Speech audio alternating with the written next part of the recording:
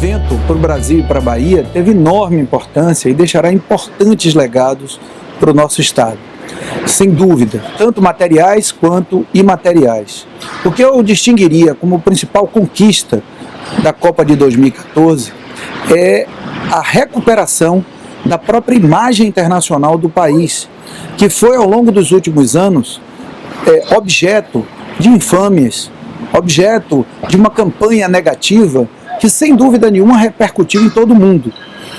E era esta campanha orientada pela ideia de que o nosso país e cada um dos estados-sedes não teriam competência, capacidade de realizar esse mega evento. Deu-se o contrário.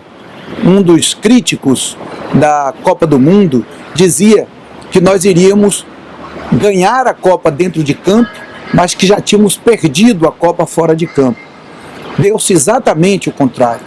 Nós ganhamos a Copa fora de campo, infelizmente não conquistamos o hexacampeonato. E quem ganhou a Copa de verdade, para além do esforço, da competência, da qualidade, da integração da governança brasileira que realizou a Copa, foi o povo brasileiro. Foi o povo brasileiro com a sua indistinta hospitalidade.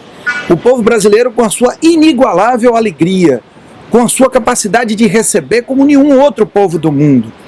Esta distinção do povo brasileiro é que, de fato, influenciou a mudança de opinião, tanto no âmbito daqueles que nos visitaram, os turistas, as delegações, etc., quanto na própria imprensa nacional e internacional, que de uma hora para outra deu uma guinada e que aqueles que falavam que a Copa não daria certo passaram a estampar nas suas manchetes que a Copa era um sucesso e que a Copa estava à altura do país. De modo que acho que este legado da recuperação de imagem e da afirmação do Brasil, da nossa nação, como capaz, competente para realizar grandes eventos, é o maior dos legados da Copa. Agora, a ele associado, nós temos os legados materiais dos estádios, dos portos, dos aeroportos, dos serviços de infraestrutura de hotelaria, enfim, de tudo aquilo que fez parte, não é, das condições de oferta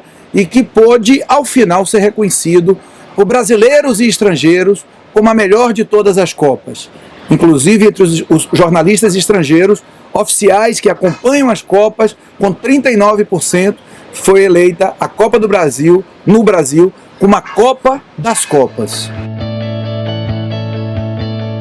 Os balanços ainda são balanços preliminares. Nós não podemos ainda falar de números definitivos, mas alguns números já saltam aos olhos, já são inclusive oficiais, não é? Por pesquisa realizada pelo Datafolha, mais de 95% dos que vieram ao Brasil pretendem voltar.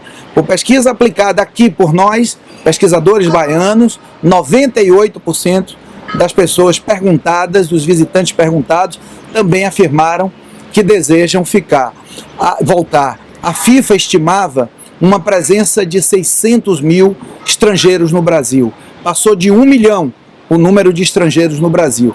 Na Bahia, esse número está sendo apurado. A nossa expectativa era de 70 mil.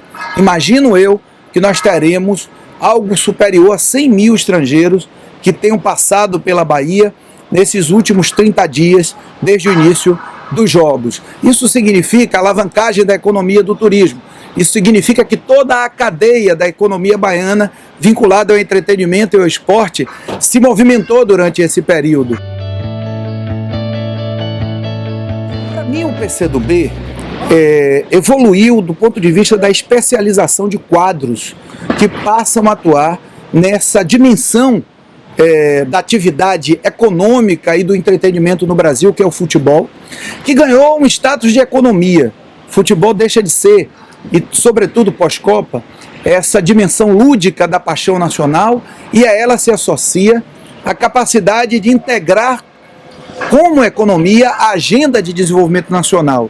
Isso é uma coisa muito importante que vai precisar ser refletida nos próximos anos. Diria mais, nós vamos precisar modificar muito as políticas públicas relacionadas ao esporte nos próximos anos, porque a Copa gerou tal a visibilidade, não é, de talvez algo em torno de 30 bilhões de audiência televisiva acumulada e de uma projeção positiva para o mundo inteiro, que o Estado brasileiro, o governo federal, governos estaduais, prefeituras, vão precisar repensar o futebol e repensar o esporte em todas as suas modalidades, do ponto de vista da governança, do arranjo organizacional, do planejamento, da integração do esporte com educação e cultura, e o PCdoB especializou-se nisso, porque comandou nesses últimos 12 anos o esporte no Brasil, dando a ele esse viés social, por exemplo, através do programa Segundo Tempo.